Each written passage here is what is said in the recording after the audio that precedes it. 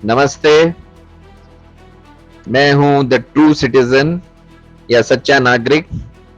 आज आपके लिए एक नया टॉपिक लेके आया हूं जिसके ऊपर मैं बहुत समय से चाह रहा था कि बात करूं कि भारत में जो स्थिति चल रही है हिंदुओं की और उसमें गवर्नमेंट को क्या करना चाहिए उसके बारे में मैं बताना चाहता हूं। लेकिन इसके लिए हमें थोड़ा सा हिस्ट्री में जाना पड़ेगा।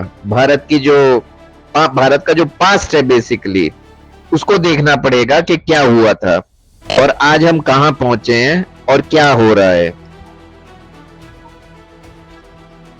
भारत की संस्कृति और हिंदू धर्म जिसमें वेदा भी हैं, वेद जिसको बोलते हैं, ये 1 लाख साल पुराने हैं और 8,000 साल बीसी जिसको बोलते हैं, ईसा मसीह से पहले अनुमानित है कि भगवान श्री राम का जन्म हुआ था और उनके टाइम से लेकर के हिंदू धर्म जो है पूरे भारत में फैल चुका था।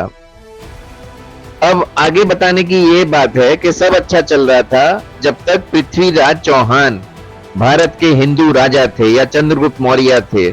लेकिन भारत में जो बदलाव आया वो आया 1192 एडी से, माने 1192 जो साल था उसमें जो आक्रमण हुआ था भारत पर, मोहम्मद घुर नाम का आदमी जो घुर शहर से था, उसको मोहम्मद घोरी भी बोलते हैं, वो उसको पता लगा था कि भाई भारत में बहुत पैसा है, जूल्स हैं, जो भी है, अमीरी है, और ये पहाड़ी था अफगानिस्तान का, एक गरीब माहौल से और लड़ाका, और उनके ऊपर इस्लामिक जुनून था माथे पे कि बस लूटपाट करनी है, धन परिवर्तन करना है और लोगों को मुसलमान बनाना है।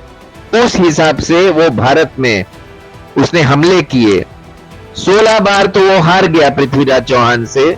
लेकिन क्या था, पृथ्वीराज चौहान जो था एक हिंदू राजा था, उदारता थी उसमें, दयावान था, और हर बार जब मोहम्मद घोरी हार गया तो पृथ्वीराज चौहान का जो जनरल था, जो सेना मुख्य था, उसने कहा भी कि आप इसको मृत्युदंड दे दीजिए वरना ये बार बार आएगा और हमको सताएगा। लेकिन पृथ्वीराज क्योंकि बड़े उच्च कोटि विचारों के थे, उन्होंने कहा नहीं, हम किसी की जान नहीं लेंगे और उसको जाने दो, हार गए तो जाने दो। लेकिन जैसा हुआ, मोहम्मद घोरी वापस आया 17वीं बार, 17th टाइम, और उसने पृथ्वीराज चौहान को पराजित कर दिया। और कैसे पराजित किया कि उसने पहली बात तो रात को हमला किया, जो उन दिनों में नहीं करते थे, बेईमानी करी बेसिकली जिसको बोलते हैं, उसने चीटिंग करी।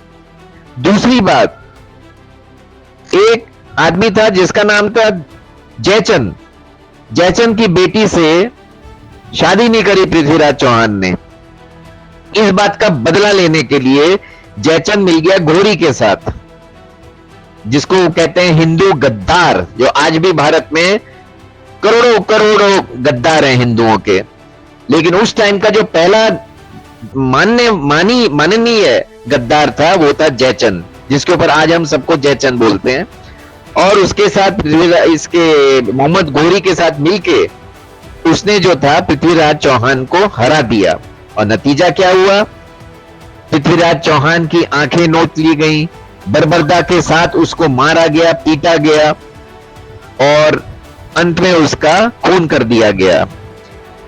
और ये तो छोड़ो, ये तो बहुत कम बात है, जिस तरह ये इस्लामिक उग्रवादी और जो ये बेसिकली गंदे लोग जो भारत में आए थे, इनका एक ही काम था, इस्लामिक जुनून। और उसके तहत इस गंदे आदमी ने हिंदू औरतों की इज्जत लूटी, माओ की, बहनों की, बेटियों की, बच्चियों की, 6-6, 9-9 साल की छोटी बच्चियों को भी उठा ले गए अफगानिस्तान, मार्केट में बेचा, अफगानिस्तान में जाके बुरा सलूक किया उनको, उनके साथ, और लाखों लाखों हिंदू औरतें। इसका अनुमानित जो था सिर्फ मोहम्मद घोरी ने, मोहम्मद घोरी ने 50 लाख हिंदू औरतों के साथ बलात्कार किया। अब आप कहेंगे इसका क्या नतीजा हुआ? नतीजा ये हुआ कि पहली बार भारत की धरती के ऊपर मुस्लिम कौम पैदा हो गई, जो आज तक तब तक कभी नहीं पैदा हुई थी। और ये कायदे से देखा जाए तो नाजायज थे, क्योंकि इनकी माएं जो थी वो हिंदू थी, जिनकी इज्जत लूटी गई, और परदादा जो थे वो मुसलमान थे। तो कायदे से देखा जाए तो मुस्लिम को यहां पैदा नहीं हुए थे, ये आक्रमण करके भारत में जबरदस्ती घुसे, जिसको अंग्रेजी में इन्वेडर कहते हैं, और इन्होंने आकर हमारे देश में अपनी स्थापना कर ली। अब आप कहेंगे कि हिंदू राजा अगर इतना ताकतवर था, सब कुछ था, तो वो जीत क्यों नहीं पाया? वो इसलिए नहीं जीत पाया क्योंकि उसके अंदर क्रूरता नहीं थी। ये भारत ऑलरेडी एक मैच्योर्ड सिविलाइज सोसाइटी था, संस्कृति थी, पढ़ाई लिखाई सब कुछ सिस्टम्स एंड प्रोसीजर्स थे। उनके अंदर ये मार काट करना, गला काटना, सर तन से जुदा, इज्जत लूट लो, बुढ़ियों की, वृद्ध की, बच्चों की, जो इनकी प्रथा थी इस्लामिक जुनून की, वो हिंदुओं में नहीं थी। तो हिंदू कभी भी जीत नहीं सकता था इस तरह की क्रूरता से। और वही क्रूरता भारत में 832 साल से चली आ रही है। आज भी आपको इसी तरह की बर्बरता दिखाई देती है, कुछ नहीं बदला। जो मोहम्मद घोरी के टाइम हुआ था वो आज तक हो रहा है। और आप ताज्जुब करेंगे कि कितने हिंदू पिछले 832 साल में मारे गए। आपको बताता हूं मैं, 10 करोड़ के ऊपर, जिसको अंग्रेजी में बोलते हैं 100 मिलियन हिंदूज का मैसेकर हुआ, रेप हुआ, और उनको मार दिया गया और खत्म किया गया। ये चलता रहा पूरी मुगल सल्तनत, और इतने लोग आए गए, इतनी बात हुई। भारत में एक बड़ी विचित्र बात है, हम जो भी करते हैं वो करते हैं पोस्ट मॉर्टम बेसिस पे। मतलब जब हादसा हो जाता है उसके बाद हम रोना धोना करते हैं, भागने लगते हैं, अरे ऐसा हो गया, अब हम ये कदम उठाएंगे, अब हम यूं करेंगे, हम बदला लेंगे। प्रिवेंटिव मेंटेनेंस जरा भी नहीं है, जिसको बोलते हैं कोई हादसा होने से पहले आप कोई कदम उठाएं। उसी बात के लिए मैं कह रहा हूं कि आप अगर ब्लास्फेमी लॉ बनाएंगे, उसको बोलते हैं प्रिवेंटिव मेंटेनेंस। मजाल के कोई कुछ कर पाए, क्योंकि मालूम है अगर कुछ किया तो ये अंजाम होगा। मगर हमारे यहां भारत में क्या है, होने दो हादसा, यस होने दो, कोई बात नहीं, हम फिर रोएंगे धोएंगे, ऐसा हो गया, बहुत गलत है भाई, ऐसा नहीं करना चाहिए था। हाँ, पुलिस ने पकड़ लिया, हम कोर्ट में गए, कोर्ट बेल दे देगा, हाँ चलेगा ना। ये किया था तो क्या हुआ, सबूत नहीं है ना, छोड़ दो। गला काट दिया कोई बात नहीं, कन्हैया चला गया कोई बात नहीं, आफ्ताब ने कर दिया कोई बात नहीं। लेकिन प्रिवेंटिव मेंटेनेंस नहीं है, बस रो बाद में ऐसा हो गया वैसा हो गया। It shows poor administration. नहीं आता काम करना कैसे करते हैं देश में। आप रूल्स क्यों नहीं बनाते हैं ताकि ऐसा हो ही ना। बस financial rule, GST rules, arrest, attachment, ये सब कर रहे हैं, लेकिन हिंदुओं की प्रोटेक्शन के लिए कुछ नहीं किया जा रहा इस देश में। यही तो सारा रोना धोना है। एक बात नोट करिए कि ऑपरेशन सिंदूर जो किया गया और जो हादसा हुआ पहलगाम में, है ना, किसी ने भी ना कोई लॉ एनफोर्समेंट एजेंसी ना कोई एक बात पे नहीं बात कर रहा है कि वो जो 1 घंटे की फ्री विंडो दी थी टूरिस्ट एरिया में, कि कोई सिक्योरिटी वाला नहीं था, पुलिस वाला नहीं था, हमारी आर्मी नहीं थी, 1 घंटा फ्री क्यों किया उनको मारने के लिए? ऐसा कैसा हो गया कि वहां से वो वॉक इन करके बस मार के चले गए? दाल में तो काला है। उनको टाइम दिया गया, अरेंजमेंट किया गया, और हम इसके ऊपर बिल्कुल भी नहीं बात कर रहे हैं कि फेलियर कैसे हुआ सिक्योरिटी का। ना तो किसी का नाम आ रहा है, ना ये बता रहे हैं किसी को सस्पेंड किया, आर्मी इंचार्ज कौन था, किसने लापरवाही की कि वहां पे इतने टूरिस्ट थे लेकिन एक आदमी फौजी एक भी नहीं था, पूनी वाले मदद कर रहे थे। इट शोज दाल में काला है, लेकिन छुपाया जा रहा है क्योंकि इंडियन सिटीजन जो हैं, भारतीय नागरिक, बेवकूफ हैं। बस थोड़ा रोना धोना इधर उधर देखते हैं, हाँ भाई सबने मां खुश हैं, हाँ सर बहुत खुश हैं, इंडियन सिटीजन बहुत खुश हैं सर, भूल गए ना, वो तो नहीं पूछे, नहीं सर नहीं पूछ रहे, बच गए। लेकिन ऐसी बर्बरता जो थी वो कम से कम अंग्रेजों ने नहीं करी। अंग्रेज लोग इस मुगलों से 1000 गुना, लाखों गुना अच्छे लोग थे। अंग्रेजों ने तकरीबन 300 साल भारत में राज किया, लेकिन कभी भी रेप और ये गंदे तरीके और जो ये इस्लामिक जुनून वाले उग्रवादी जो आए थे भारत में, अफगानिस्तान और ये ताशकंद पता नहीं कहां से आए थे, इनके जो गरीब इलाके थे वहां से। लेकिन अंग्रेज जो थे उन्होंने भारत में आकर के राज किया जरूर, लेकिन भारत को बनाया भी। ये नहीं कि बस ताजमहल बना दिया, एक दो मकबरे बना दिया और कन्वर्ट कर रहे हैं और चलो भाई कन्वर्ट करो, वो सब नहीं किया।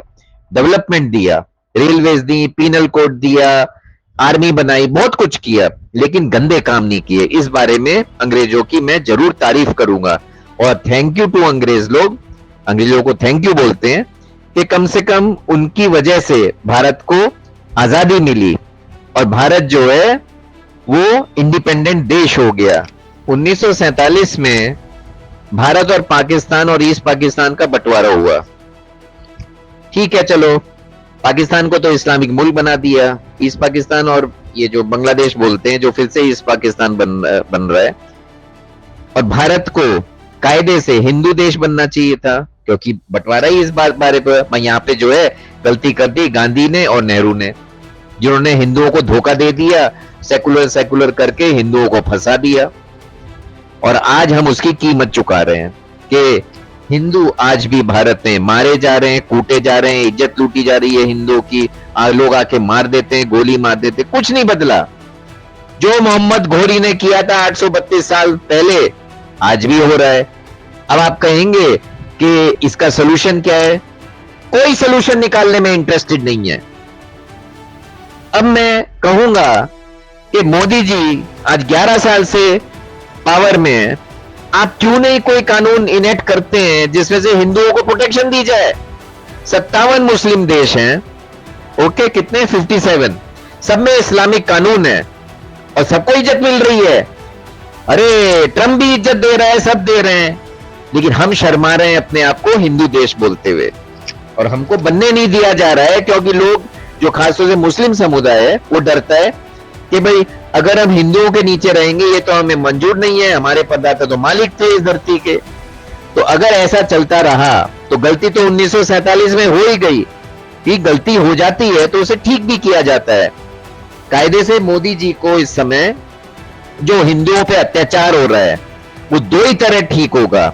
जो मेरी फाइनल बात है इस टॉक के ऊपर, कि मोदी जी को सबसे पहले एक मिनिस्ट्री ऑफ हिंदुइज्म का नियुक्ति करनी चाहिए, मिनिस्ट्री ऑफ हिंदुइज्म, जिसमें हिंदुत्व की मिनिस्ट्री के बदौलत और उसके अंडर, उसके तहत जितने हिंदू हैं उनकी जो भी मुसीबतें हैं उनका सलूशन निकाला जाएगा। कि भाई मंदिर बनाना है उसका चंदा लेना, हिंदुओं की सुरक्षा के लिए क्या करना है, हिंदू तीर्थ यात्रा पे कैसे जाएंगे, कोई हिंदू को तंग किया जाए, कुछ किया है तो उसके ऊपर एक्शन लिया जाए। कि भाई मिनिस्ट्री सब काम देगी हिंदुओं के इंटरेस्ट के लिए, मगर ये नहीं किया जा रहा है। माइनॉरिटी मिनिस्ट्री जरूर रखी हुई है। माइनॉरिटी 60 करोड़ मुसलमान सिर्फ हैं भारत में और उनके लिए माइनॉरिटी वो रखी हुई है इन्होंने मिनिस्ट्री, जो मजाक है। दुनिया हंसती है हमारे ऊपर। किस बात के लिए माइनॉरिटी भाई? 60 करोड़ पॉपुलेशन को माइनॉरिटी बोलते हैं अब, जो इंग्लिश में होती है 600 मिलियन। कितनी बेवकूफी की बात है। हम लोग इतने मूर्ख हो चुके हैं कि हमें कुछ मालूम नहीं हम देश में क्या कर रहे हैं। बिल्कुल बेवकूफी का काम चल रहा है। एनीवे, ये तो पहली बात हुई। दूसरा, हमको इमीडिएटली शीघ्र हमको ब्लास्फेमी लॉज लाने चाहिए। ब्लास्फेमी बोलते हैं कि हमारे धर्म, संस्थान, मंदिर किसी तरह का भी कोई उल्टा सीधा बोलेगा उसके ऊपर डेथ पेनल्टी, मृत्यु दंड का घोषित होना चाहिए इमीडिएटली।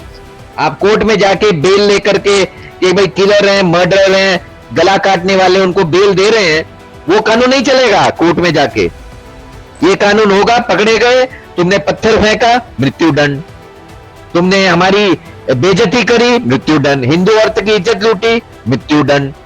तब जाकर के रुकेगा हिंदू को अत्याचार जो हो रहा है।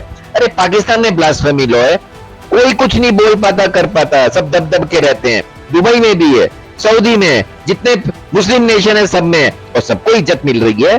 कोई नहीं कह रहा भाई आपने तो सेकुलर नहीं हो, आप तो ये रूल्स नहीं फॉलो करते हो। ट्रम्प भी जाकर के वहां झुक के मस्जिद में जाके कहते हैं ग्रेट कल्चर। मतलब हिंदू लोग नहीं करेंगे, क्योंकि हम वैसे भी गद्दार हैं अपने धर्म के साथ।